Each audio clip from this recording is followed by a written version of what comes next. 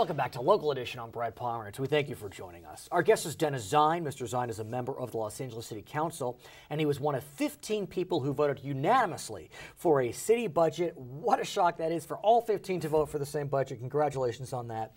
But significant cuts were made, about $336 million.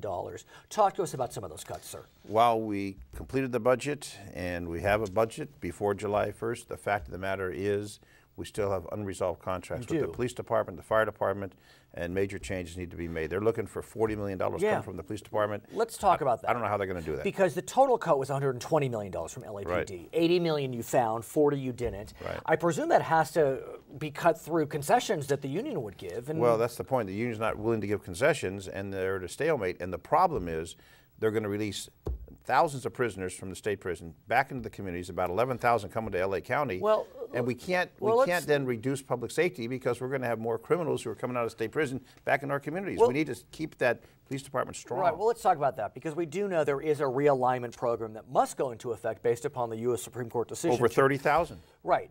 It won't be immediately, of course, and it's supposed to be the low-level offenders. But, you know, let me tell you something, candidly. I've got 43 years in law enforcement.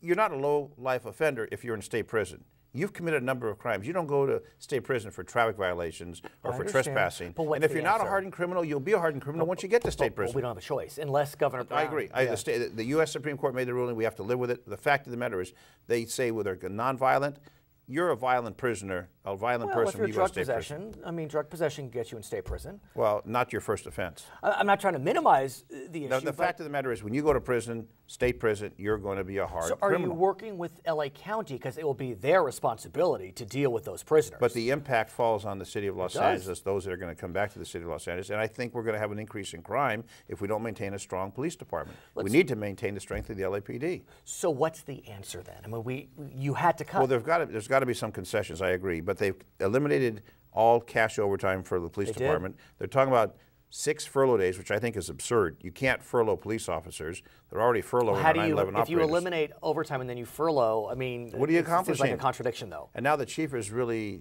stuck in a predicament. How is he going to come up with the $40 million at the same time still provide public safety? Let's shift gears slightly and talk about much lower level offenders and those that are people that run through red lights.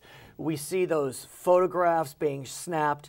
Photo red light. Photo red light. And $500 ticket. And apparently it's not what we think it is, and the police commission has voted to shut down the program. To eliminate the program. I totally support that. I've been an advocate of honesty in government. It's dishonest the way this is run. Why? Because the courts don't support it. What happens is you go through a red light, 90+%, by the way, are people making a right turn at a slow rate of speed on the red light.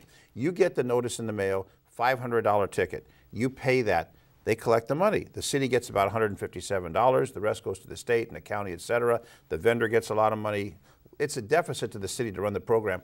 That's the key, though. It does not go to the court. It does not go on your driving record. Why? And if you disregard that, there's no consequence. Why doesn't it go on? Because the courts say we're not going to enforce it. We're not, because they don't have a signature on the citation. You get stopped by an officer in the city of Los Angeles. You sign that ticket, that's going to go to the court. Is it the same in other jurisdictions? Other jurisdictions have different rules, and I'm only saying to the city of Los Angeles, and my word of caution to tell people, you want to save $500? If you get a photo red light ticket in the city of Los Angeles, ignore it because there's no consequence. Oh my. Okay. Well, let's talk about our great nation. Its birthday is on Monday, July 4th. July 4th. And God bless America. Coming up is the Dennis P. Zine. The Councilman Dennis P. Zine 4th of July extravaganza. Where? Warner Center Park, 5800 Topanga Canyon, Topanga, just north of the 101 freeway. 50,000 people, a concert, 6 p.m. free fireworks show at dusk when it gets dark, but we start in the afternoon. Music, fireworks show, come bring the family, have a great time. I'll be there. God bless America. Happy July 4th. I'm Brad Pomerance. Thank you for joining us. Now we're going to send you back to HLN.